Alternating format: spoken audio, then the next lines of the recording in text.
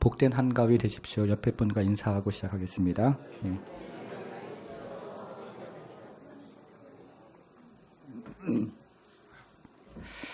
우리는 지금 진리의 교회라는 주제로 베드로 후서를 살펴보고 있는데 오늘은 베드로 후서를 간단하게 개관하는 것으로부터 시작을 하겠습니다. 여러분 주보 1면을 함께 잠시 보시겠습니까? 주보 1면 보니까요. 베드로후서 개관이 있는데 베드로후서 1장은 신적 성품과 성경에 대한 이야기로 시작을 하는데 이것이 이어지는 2장과 그리고 3장과 매우 깊은 관련이 있습니다. 베드로후서 2장은 거짓 선생들의 도덕적 타락에 대해서 이야기를 하는데 이것은 1장에 등장하는 신적인 성품과 매우 깊은 관련이 있습니다. 그리고 베드로후서 3장은 거짓 선생들의 교리적 타락에 대해서 이야기를 하는데 이것은 1장에 등장하는 성경과 매우 깊은 관련이 있습니다. 이렇게 생각을 하면 거짓 선생들은 신적 성품에서 멀어져 가는 사람들이고 그리고 성경에서 멀어져 가는 사람들입니다. 이제 오늘은 지난 시간에 이어서 거짓 선생들의 도덕적인 타락에 대해서 잠시 생각을 해보겠습니다. 주보 3면으로 가보겠습니다. 주보 3면에 말씀 노트가 있는데요. 첫째는 거짓 선생들의 뿌리는 탐욕입니다. 거짓 선생들의 뿌리는 탐욕입니다. 베드로서 2장은 거짓 선생들의 도덕적 타락에 대한 이야기인데 오늘 본문은 지난 본문에 이어서 거짓 선생들의 도덕적 타락에 대해서 이야기를 하고 있습니다. 먼저 13절과 14절을 읽어보겠습니다. 13절, 14절 같이 읽습니다. 시작. 불의의 값으로 불의를 당하며 낮에 즐기고 노는 것을 기쁘게 여기는 자들이니 점과합니다. 너희가 함께 연애할 때에 그들의 속임수로 즐기고 놀며 음심에 가득한 눈을 가지고 범죄하기를 그치지 아니하고 굳세지 못한 영혼들을 유혹하며 탐욕에 연단된 마음을 이것은 거짓 선생들의 도덕적 타락을 지적하고 있는 말씀입니다. 교회 안에 들어온 거짓 선생들은 불의의 값을 취하는 사람들이었고 낮을 즐기며 노는 사람들이었습니다. 그리고 낮에 연애를 베푸면서 즐기고 노는 사람들이었고 음심이 가득한 눈을 가지고 있는 사람들이었습니다. 여러분 그러면 이 같은 거짓 선생들의 뿌리는 무엇일까요? 14절 하반절에 보니까 탐심에 연단된 마음을 가진 사람들이라고 이야기를 합니다. 거짓 선생들의 뿌리는 탐심에 연단된 마음이었던 것입니다. 그러면 탐심에 연단된 마음이 무엇일까요? 이어지는 15절과 16절을 읽어보면 탐심에 연단된 마음의 예가 등장을 하는데 그 예로 발람 선지자가 등장을 합니다. 먼저 15절, 16절도 같이 한번 읽어보도록 하겠습니다. 같이 읽습니다. 그들이 바른 길을 떠나 미혹되어 부올의 아들 발람의 길을 따르는도다.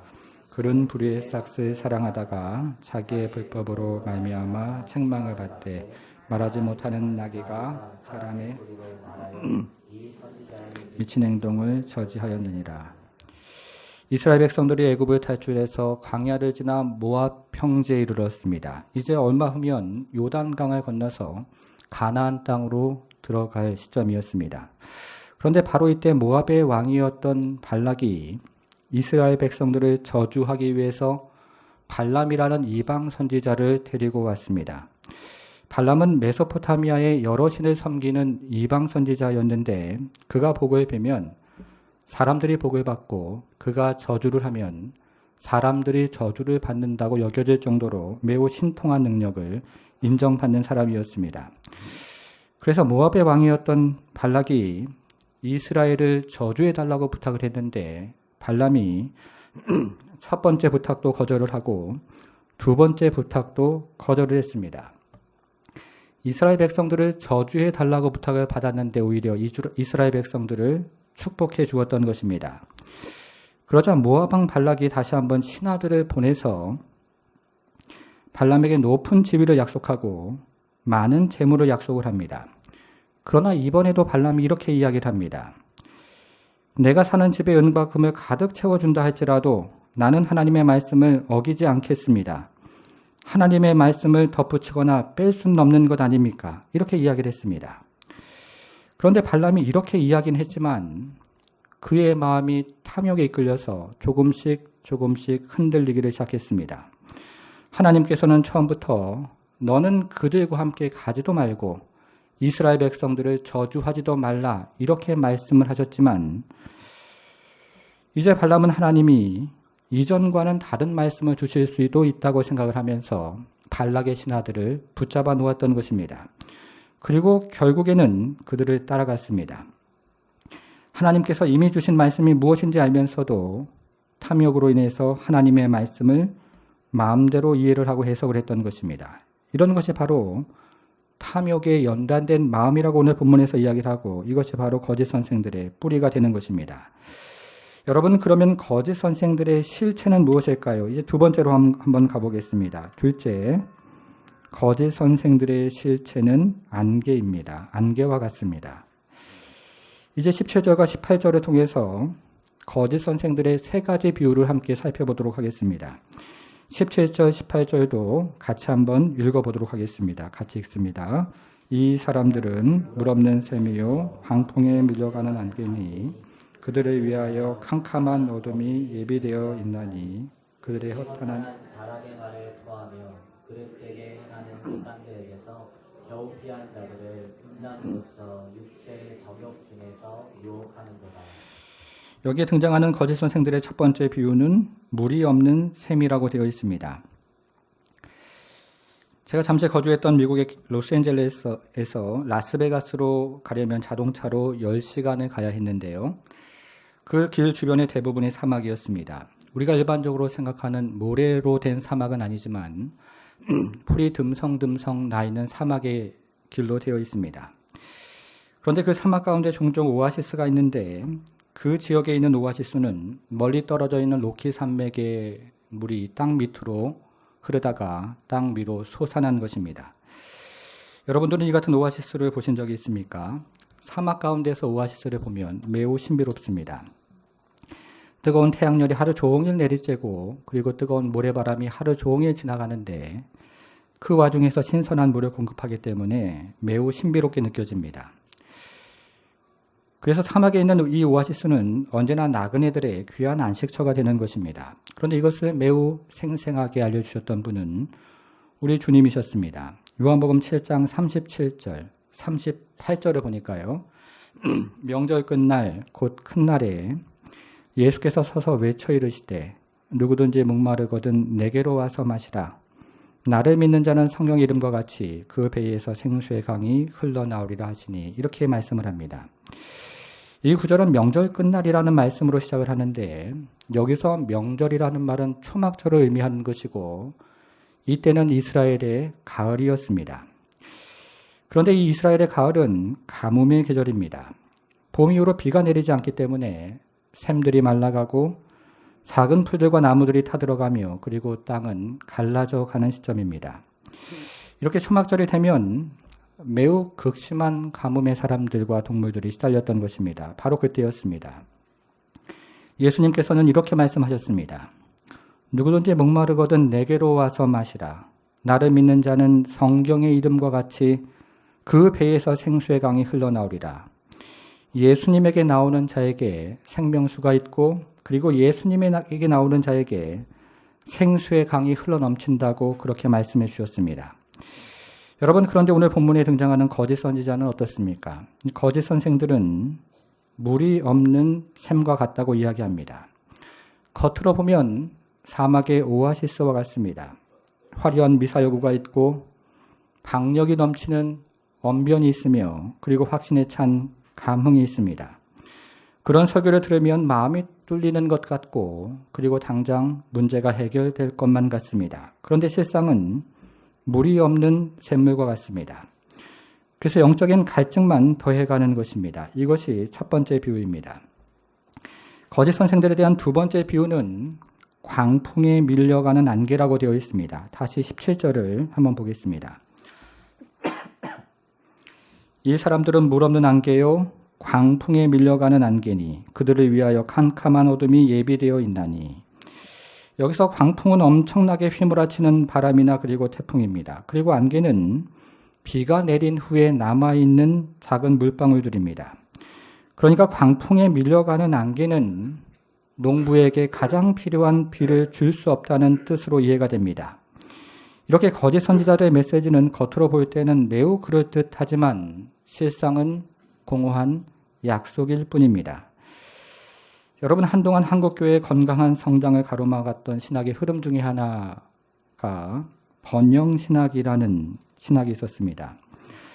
그리고 이 같은 번영신학은 미국에서 유행을 했던 조엘 오스틴의 긍정의 힘과 맥락을 같이 하고 한동안 미국에서 영향력을 행사했던 수정교회와 맥락을 같이 한다고 여겨집니다. 미국 캘리포니아에 가면 수정교회라는 매우 근사한 교회가 있는데 로버트 슐러 목사님이 담임 목사님으로 사역을 했던 교회였습니다. 저도 유학을 하면서 이 교회를 방문했던 적이 있는데 이 교회의 주된 메시지는 예수를 믿고 자기의 꿈을 이루라. 이것이 주된 메시지였습니다. 그런데 이 같은 메시지가 당시 많은 미국 교회에 영향을 주어서 많은 교회들이 수정교회의 철학을 따라갔고 그리고 많은 목사들이 로버트 슐러 목사의 메시지를 따라갔습니다. 예수 믿고 자기의 꿈을 이루라는 것입니다. 여러분, 그런데 이 교회가 어떻게 된 줄 아십니까? 몇 년 전에 이 교회가 파산을 했습니다. 교회를 자신의 아들과 딸에게 물려주었던 슐러 목사는 결국 파산을 했고 사방을 수정과 같은 유리를 덮어서 매우 멋지게 장식을 했던 예배당은 경매에 넘겨져서 천주교로 넘어갔습니다. 광풍에 밀려가는 안개처럼 사라져 버렸던 것입니다. 이렇게 거짓 선생들의 메시지는 겉으로 볼 때는 매우 그럴듯하지만 실상은 공허한 약속일 뿐입니다. 자, 이제 세 번째 비유를 한번 보겠습니다. 18절을 보니까요. 거짓 선생들에 대한 세 번째 이야기를 허탄한 자랑의 말을 토하는 사람들이라고 이야기를 합니다. 거짓 선생들은 허탄한 자랑의 말을 토하는 사람들이었습니다. 이 사람들은 매우 말을 잘하는 사람들이었고 매우 말이 많은 사람들이었습니다. 그리고 대중 앞에서도 전혀 떨지 않고 말하는 사람들이었습니다. 그리고 이 사람들은 마치 자신이 매우 신령한 계시를 받은 것처럼 짓거리는 사람들이었습니다. 제가 대학생 때였습니다.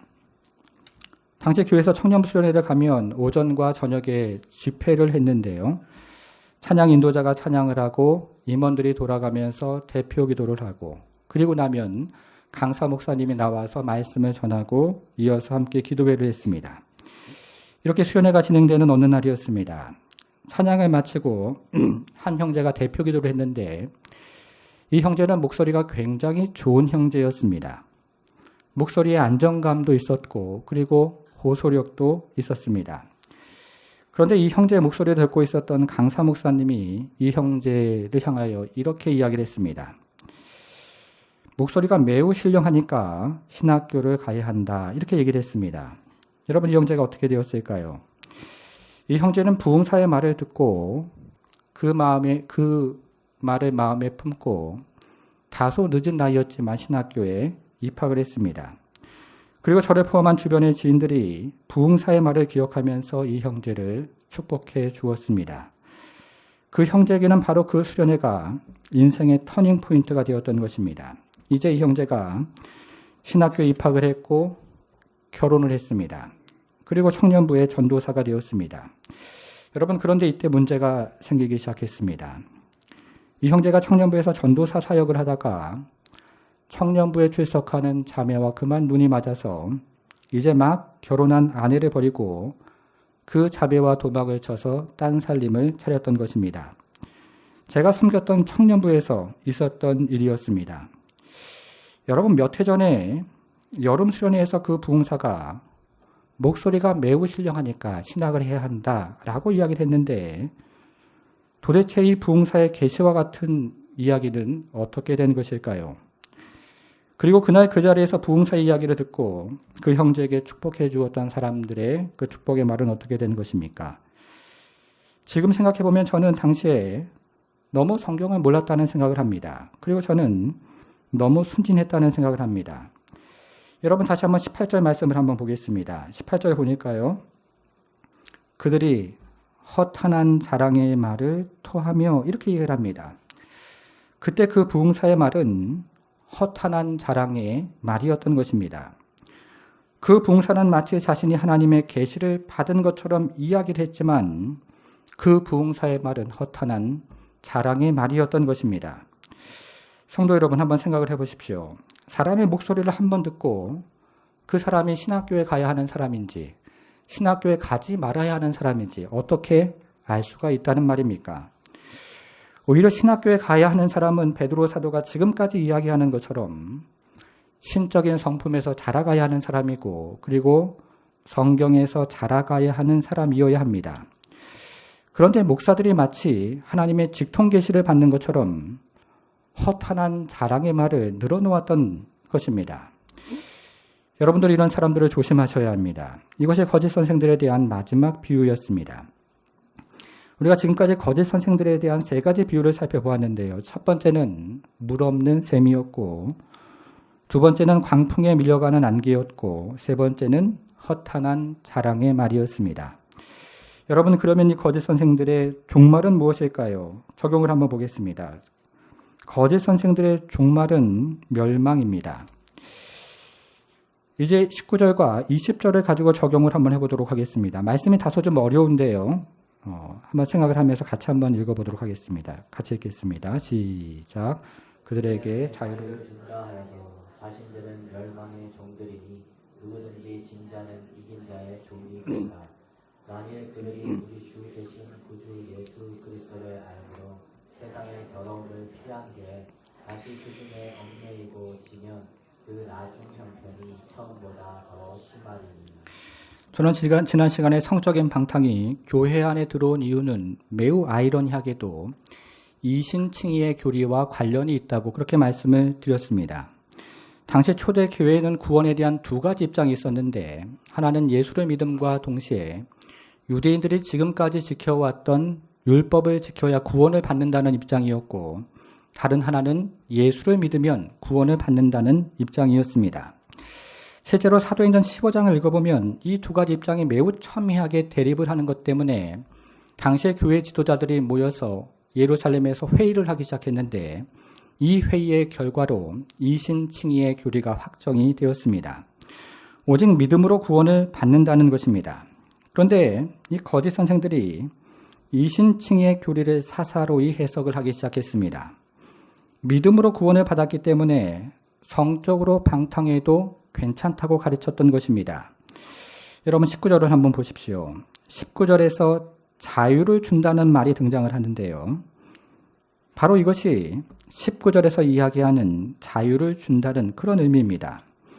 믿음으로 구원을 받았으니 결혼 전에 성관계를 해도 괜찮고 결혼 밖에서 성관계를 해도 괜찮다고 가르쳤던 것입니다. 성도 여러분, 여러분들은 이런 자유가 진정한 자유라고 생각을 하십니까? 몇 년 전에 제가 가족들과 함께 전라남도 쪽으로 휴가를 갔던 기억이 있습니다. 이렇게 휴가를 가서 목적지를 가려고 지방국도를 탔는데요. 시속이 80km로 제한되어 있는 그런 지방국도였습니다. 근데 지방국도에 들어가서 한 100여 미터를 달려갔는데 무언가 기분이 매우 이상이 오는 것을 느꼈습니다. 가만히 주변을 살펴보니까 제가 지방국도를 반대로 타서 역주행을 하고 있었던 것입니다. 오른쪽 차선으로 달려야 하는데 지금 왼쪽 차선으로 달리고 있었습니다. 여러분, 제가 그때 얼마나 화들짝 놀랐겠습니까? 그때 마침 차가 한 대도 없어서 얼른 차를 돌려서 다시 나왔던 기억이 있습니다. 그날부터 저희 집 아이들은 저를 역주행 아빠라고 그렇게 부르고 있습니다. 여러분, 우리는 이런 것을 자유라고 이야기하지 않습니다. 우리는 물고기가 물에서 나와서 땅으로 올라가는 것을 자유라고 그렇게 이야기를 하진 않는다는 것입니다. 만일에 이것이 자유라면 이것은 망하게 하는 자유이고 그리고 실패하게 하는 자유일 뿐입니다. 그런데 거짓 선생들이 이것을 자유라고 가르쳤던 것입니다. 믿음으로 구원을 받았으니 성적으로 방탕해도 괜찮다고 가르쳤던 것입니다. 그러면 거짓 선생들이 가르친 자유의 종말은 무엇일까요? 19절과 20절을 다시 한번 보겠습니다. 제가 한번 읽어보겠습니다. 그들에게 자유를 준다 하여도 거짓 선생들 자신들은 멸망의 종들이니 누구든지 진 자는 거짓 선생들의 유혹에 끌려서 진자는 이긴 자의 종이 됩니다. 만일 그들이 우리 주 되신 구주 예수 그리스도를 알므로 세상의 더러움을 피한 후에 다시 그 중에 얽매이고 지면, 거짓 선생들의 유혹에 이끌려서 지게 되면 그 나중 형편이 처음보다 더 심하리니 진자가 된다는 것입니다. 우리가 이 세상의 쾌락을 쫓아가면 오히려 그 쾌락에 얽매여서 진자가 된다는 것입니다. 망하게 된다는 것입니다. 이것이 거짓 선생들의 가르친 자유의 종말이었습니다. 여러분, 그러면 이 같은 거짓 선생들의 근본적인 문제는 무엇일까요? 이번에는 디모데후서 3장을 가지고 한번 생각을 해보도록 하겠습니다. 1절부터 4절이 보이는데요. 같이 한번 읽어보겠습니다. 같이 읽습니다. 시작. 너는 이것을 알라. 말세에 고통하는 때가 이르러 사람들이 자기를 사랑하며 돈을 사랑하며 자랑하며 교만하며 비방하며 부모를 거역하며 감사하지 아니하며 거룩하지 아니하며 무정하며 원통함을 풀지 아니하며 모함하며 절제하지 못하며 사나우며 선한 것을 좋아하지 아니하며 배신하며 조급하며 자만하며 쾌락을 사랑하기를 하나님 사랑하는 것보다 더하며. 여러분, 이 구절의 시작은 말세라는 말로 시작을 하는데 신약에서 말세라는 말은 지금 우리가 살아가는 세상을 의미합니다. 그런데 성경은 지금 우리가 살아가는 세상을 고통의 때라고 그렇게 이야기를 합니다. 그러면 말세를 살아가는 우리가 고통을 당하는 이유가 무엇일까요? 우리가 디모데후서 3장 1절부터 4절을 다른 버전으로 한번 보겠습니다. 우리가 읽었던 것처럼 말세를 살아가는 우리가 고통을 당하는 여러 가지 이유가 등장을 하는데 그 중에 하나는 부모를 거역하는 것입니다. 성경은 결혼하기 전까지는 부모가 자녀의 인생의 결정권자라고 이야기를 하는데 오늘날의 젊은이들은 이 세상의 영향을 받아서 스스로 인생의 결정권자가 되기를 원합니다. 그런데 이렇게 부모를 거역하는 것은 궁극적으로 부모에게 권위를 주신 하나님을 거부하는 것이기 때문에 인생을 살아가다가 종종 커다란 고통을 당한다고 그렇게 이야기하는 것입니다. 그렇기 때문에 이곳에 있는 젊은 여러분들은 부모의 뜻에 순종하셔야 합니다. 그것이 성경의 가르침이고 그것이 하나님의 뜻인 것입니다. 그런데 제가 여기서 나누고 싶은 말씀은 사랑한다는 말씀입니다. 여기는 특별히 4번에 걸쳐서 사랑한다는 말이 등장을 하는데요. 처음은 자기를 사랑하는 것으로 시작을 하고 마지막은 하나님을 덜 사랑하는 것으로 마무리가 됩니다.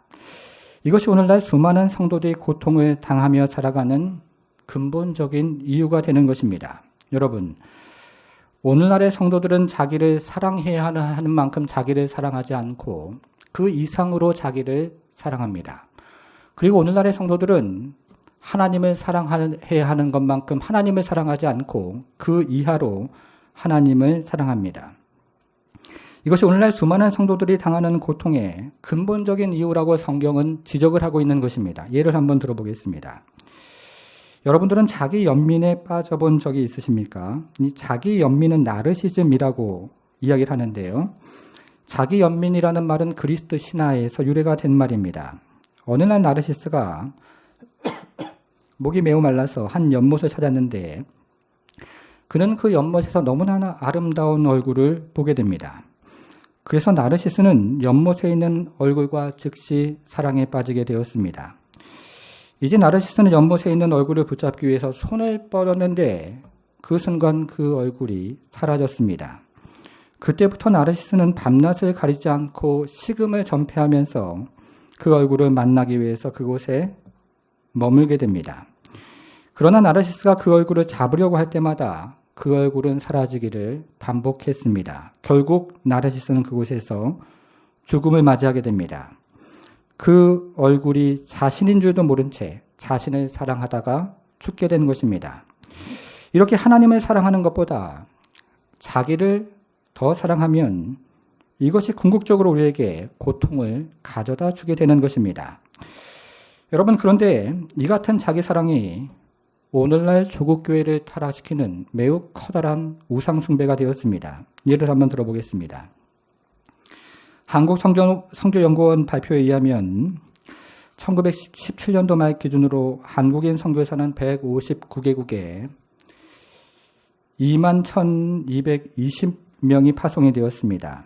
그런데 이 숫자는 전년에 비해서 0.69%, 즉 145명이 증가된 숫자인데 이것은 이 기관에서 선교 동향을 조사한 이래로 가장 낮은 수치라고 합니다. 그리고 앞으로는 마이너스 성장이 예상이 됩니다. 여러분, 그러면 한국교회 선교가 이렇게 주춤하게 된 이유가 무엇일까요?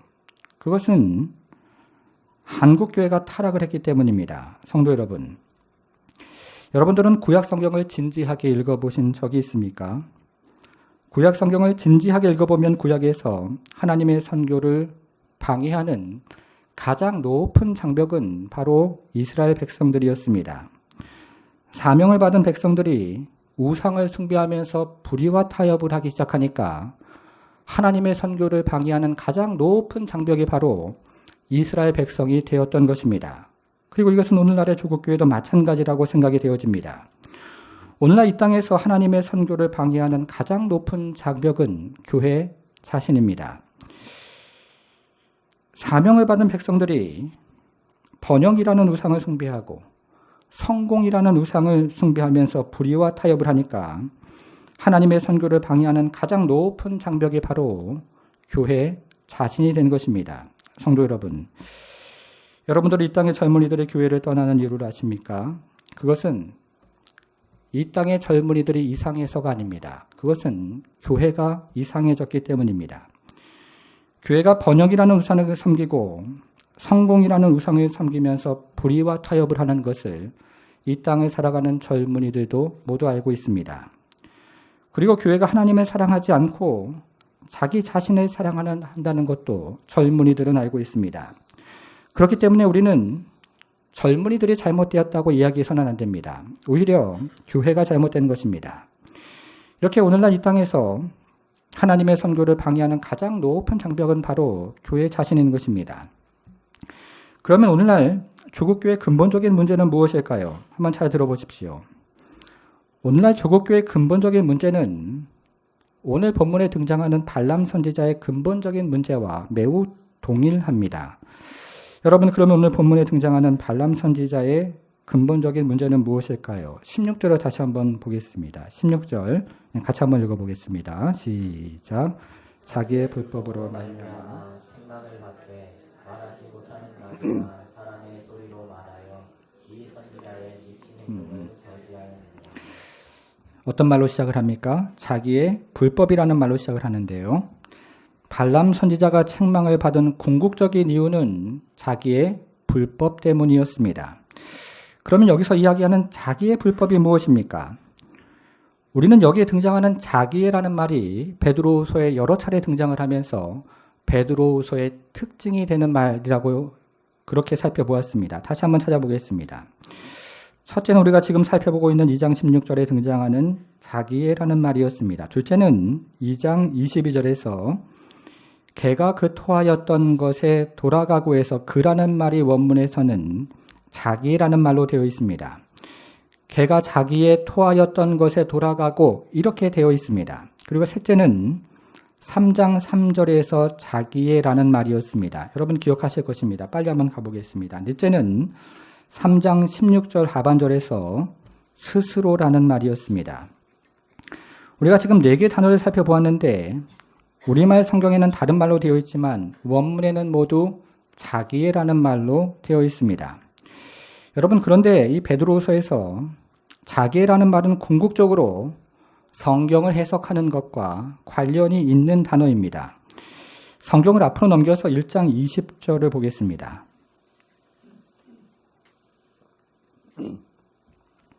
1장 20절, 먼저 알 것은 성경의 모든 예언은 어떻게 풀면 안 됩니까?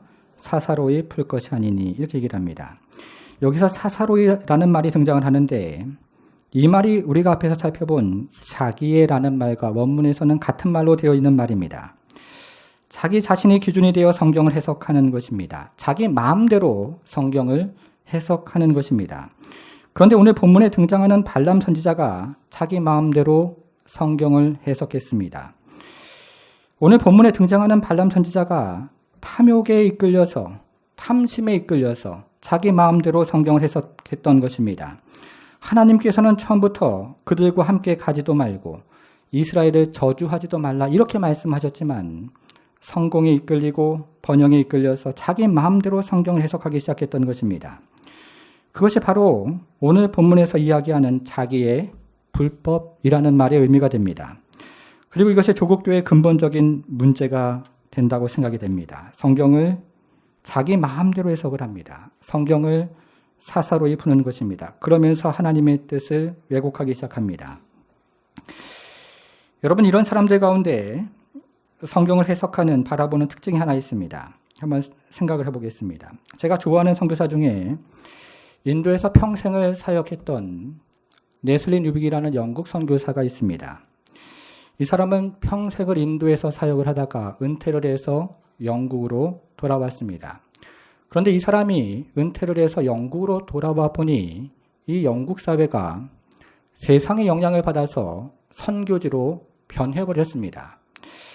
여러분, 그러면 오늘날의 영국 사회가 선교지처럼 변해버린 이유가 무엇일까요? 네슬리 뉴비기는 오늘날 영국이 선교지처럼 변해버린 이유는 영국 교회가 성경을 전화번호부처럼 사용하고 있다고 지적을 합니다. 여러분, 오래전에 가정마다 있었던 전화번호부 기억하십니까? 제가 어렸을 때 가정마다 전화번호부가 있었습니다.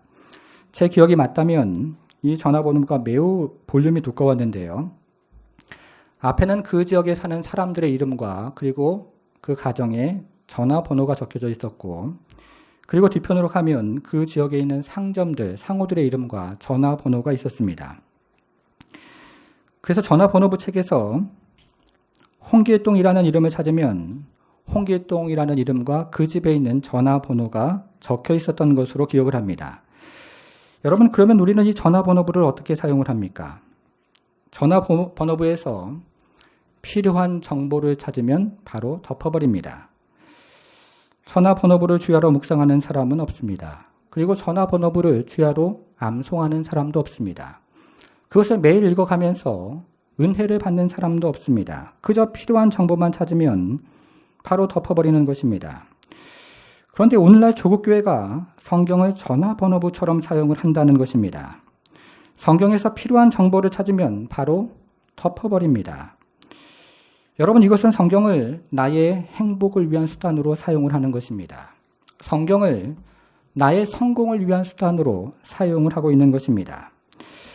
성경은 나의 필요를 채우는 하나의 거룩한 도구로 사용을 하고 있다는 말씀입니다. 주객이 바뀌었습니다.